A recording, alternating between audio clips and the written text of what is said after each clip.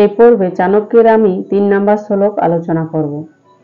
তিনি বলেছেন, এবার যে আমি জ্ঞানের কথা বলবো সেই কথা বুঝতে পারলে মানব জীবন সুখদায়ী হয়ে উঠবে।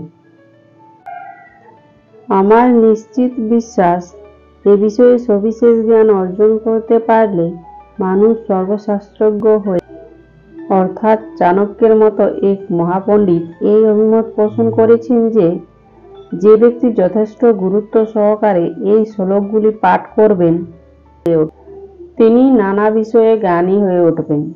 এই শ্লোকগুলির মধ্যে যে অন্তর্নিহিত অর্থ আছে তা উপলব্ধি করতে পারলে মানুষের জীবন কল্যাণময় হয়ে উঠবে।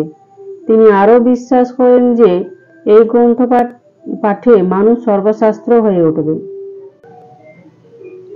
যথেষ্ট পণ্ডিত হয়ে উঠবে। তখন আর কোনো সমস্যা তাকে বিন্দুমাত্র বিচলিত করতে পারবে না। চাণক্যের এই উপলব্ধির মধ্যে কিছু বাস্তব সত্য লুকিয়ে আছে। যেহেতু চাণক্য ছিলেন একজন বুদ্ধিজীবী, তাই তিনি বুদ্ধির বিচারে এই মন্তব্য করেছেন, যে কোনো সৎগ্রন্থ আমাদের আত্মাকে উদ্দীপিত করে। আমাদের মন আকাশে হাজারো সূর্যের আলো জ্বেলে দেয়।